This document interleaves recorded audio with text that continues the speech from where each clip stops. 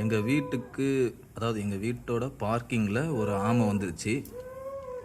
ரொம்ப சர்ப்ரைசிங்காக இருக்குது. எப்படின்னு தெரில எனக்கு. 2 பசங்களும் வீட்டில் இல்லை. எனக்கு காட்டணும்னு ஆசைப்பட்றேன். ஏன்னா நல்ல சைஸான ஆமையாக இருக்குது. இதை இப்போதைக்கு பாதுகாப்பாக வச்சுட்டு நாளைக்கு காலைல நல்ல குளத்தில் விட்டுறலான்னு நினைக்கிறேன்.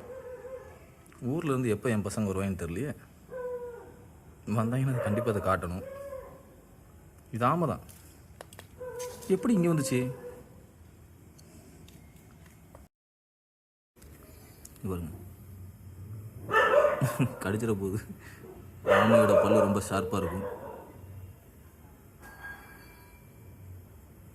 ஏய், செமையாக இருக்குதியா. நான் இப்போ தான் முதல் முறையாக பார்க்குறேன். இங்கே பாருங்க, இது தொட்டோடனே அப்படியே உள்ளே போயிடுது. ஆட்டா, ஏய், இதை கூட அது ரிமூவ் பண்ண முடியலங்க. அது ஓப்பன் பண்ண முடியல.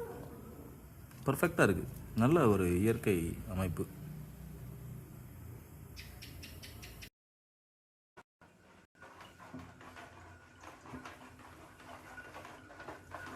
இது எங்கே பாதுகாப்பாக வருதுன்னு எனக்கு தெரியல. நாளைக்கு ஏதாவது ஏரி குளம் அப்படி பார்த்து கொண்டு போய் விட்டுற வேண்டியதான்.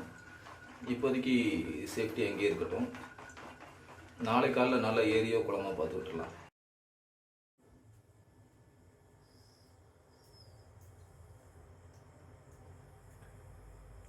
இப்போ மூச்சு ஒரு சத்தம் கேட்குது பாருங்க. பாவம், பயத்தில் இருக்கு.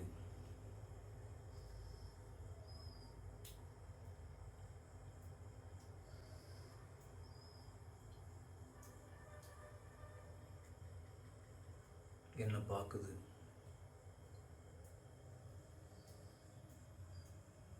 கண்ணு நல்லா தெளிவாக தெரியுதுப்பா.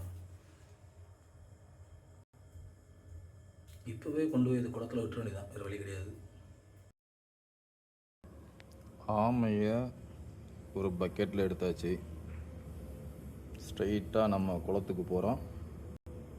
ஒரு நல்ல குளமாக பார்த்து என்றைக்குமே நீர் வற்றாத ஒரு குளத்தில் கொண்டு போய் இதை விட போகிறோம். அது நல்லா இருக்கட்டும். இது ஒரு குளம். பைபாஸ் போடும்போது மண்ணள்ளி விற்றுட்டாங்க. அன்னையிலேருந்து இன்னை வரைக்கும் இந்த குளம் பார்த்தினதே இல்லை. ஸோ இந்த குளத்தில் நம்ம இந்த ஆமையை தூக்கி போட போகிறோம்.